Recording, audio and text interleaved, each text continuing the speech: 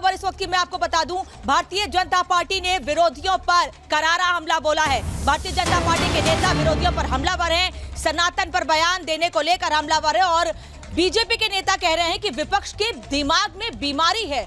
आखिर क्यों हिंदू सनातन का अपमान बार बार किया जा रहा है? भारतीय जनता पार्टी के नेता ये कह रहे हैं पढ़ना चाहिए, वेदों को पढ़िए, समझिए। सुधांशु त्रिवेदी भी ये कह रहे हैं कि आपको समझना होगा हिंदू धर्म का इतिहास, सनातन का इतिहास समझना होगा। वो सीधे सीधे कह रहे हैं कि विपक्ष के दिमाग में बीमारी है और बार बार हिंदू पर आक्रमण क्यों, बार बार अपमान क्यों किया जा रहा है? क्या इसके पीछे कोई सोची समझी साजिश है?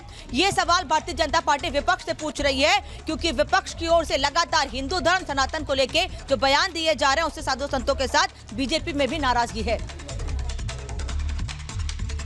International institution of electrical and electronics engineering वालों ने यह माना है कि जेसी बोस ने सबसे पहले वायरलेस शुरू किया था। और इतना ही नहीं, सुनिए, अब यह बात मानी जाने लगी है विदेशी विश्वविद्यालयों में भी कि गुरुत्वाकर्षण का सिद्धांत बहुत पहले आर्यभट्ट और हमारे भास्कराचार्य ने दिया था। अभी प्रधानमंत्री जी ने चंद्रयान की सफलता पर क्या बोला? सूर्य सिद्धांत का वह श्लोक कोट किया जिसमें उन्होंने कहा कि धरती पर बैठकर कोई अपने को ऊंचा समझता है, कोई अपने को नीचा समझता है, पर संपूर्ण आकाश में यह गोल पृथ्वी की यदि स्थिति देखें तो वहां न कोई ऊपर है न नीचे है। इतना स्पष्ट बताया गया। अब यह शक्ति उभर के नहीं सामने आने पाए तो मैं ये बताना चाहता हूं, ये जानते क्यों है? जब हनुमान जी को अपनी शक्ति याद आ रही थी तो तमाम आसुरी शक्तियों को लगने लगा था कि यदि इनको शक्ति याद आ गई फिर तो आसुरी शक्तियों के लिए बचना मुश्किल हो जाएगा। और जैसे जैसे भारतीय समाज, भारतीय संस्कृति और हिंदू संस्कृति की वास्तविक शक्ति उभर कर सामने आने लगी है तो लोगों को लगने लगा है कि पवन तनय सुत पवन समाना, काचु पिसाद रहा बलवाना, बुद्धि विवेक विज्ञान निधाना। तो बुद्धि विवेक विज्ञान सब कुछ दिखने लगा है। तो बहुत से, मैं किसी को शब्दशः ना लिया जाए, बहुत से मारीच हैं, सुबाहु हैं, कालनेमी हैं जो रास्ता रोकने के लिए खड़े हैं।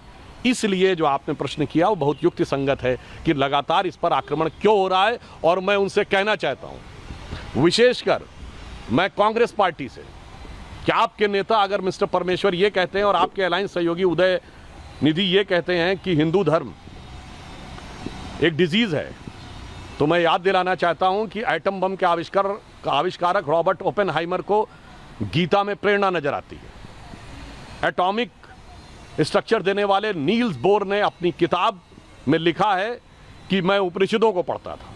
रॉकेट साइंस के फादर वर्नर वॉन बॉन के गुरु हर्मन ओबर्ट ने लिखा है कि मैं वेदों को पढ़कर चीजों को लेता था। वर्नर हाइजेनबर्ग जिसने अनसर्टेनिटी की थ्योरी दी, उसने अपनी किताब में लिखा है कि गुरुदेव रविन्द्रनाथ टैगोर से डिस्कशन के बाद उसे वो कॉन्सेप्ट पूरी तरीके से क्लियर हुआ। मान्यवर, अगर इन सारे लोगों को इसमें ज्ञान नजर आ रहा है और इस कांग्रेस के लोगों को और इस गठबंधन के लोगों को इसमें डिजीज नजर आ रही है, तो डिजीज इनके दिमाग में आ गई है, उसमें नहीं है।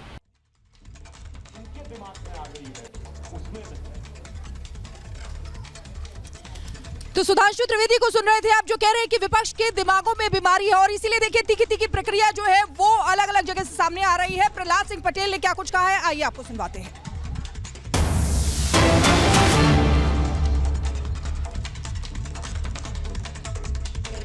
शताब्दियों से हमारे सामने ये उदाहरण है, मुगल आकर चले गए, उन्हें दमन के साथ भी वो सनातन को नष्ट नहीं कर सके। अंग्रेज मानते थे, मैकाले की रिपोर्ट इस बात का गवाह है कि हमारी सांस्कृतिक विरासतें जब तक कम नहीं तोड़ेंगे नहीं तब तक उनको गुलाम बनाकर नहीं रखा जा सकता। वो भी चले गए। और आज जो लोग बोल रहे हैं, मैं उनसे कहता हूं कि मैं इस पर चर्चा करना नहीं चाहता। वो संविधानिक पदों पर बैठे हुए लोग हैं, वो तमिलनाडु सरकार के मंत्री हैं, उनके पिता चीफ मिनिस्टर हैं। क्या भारत के संविधान में किसी भी पूजा पद्धति को नष्ट करने का अधिकार किसी ने दिया है? और इसलिए मुझे लगता है कि वो संविधान को चुनौती देने की गलती कर रहे हैं, अपराध कर रहे हैं। ऐसे लोगों को सजा भी मिलनी चाहिए और इन्हें सबक भी मिलना चाहिए। तो प्रहलाद सिंह पटेल को आप सुन रहे थे, कह रहे हैं ऐसे लोगों को सजा मिलनी चाहिए जो सनातन का अपमान कर रहे हैं, बार बार सनातन धर्म पर बयान दे रहे हैं। ये पहली बार नहीं जब हिंदू धर्म या सनातन को लेकर कांग्रेस या विपक्ष किसी नेता की ओर से ऐसा बयान सामने आया हो। कांग्रेस के नेता तो लगातार हिंदू धर्म को लेकर बयान देते रहे हैं। पिछले साल भी सतीश जारकिहोली जो कि कर्नाटक के नेता हैं, उन्होंने हिंदुओं का मतलब गंदा बताया था। इसके अलावा बोको हराम, कालनेमी, तमाम से तुलना, जय श्री राम जो बोलते हैं उनकी तुलना कालनेमी से करना, ये कांग्रेस के नेता लगातार बयान देते रहे और विपक्ष के भी दूसरे नेता कुछ ऐसे ही बयान दे रहे हैं।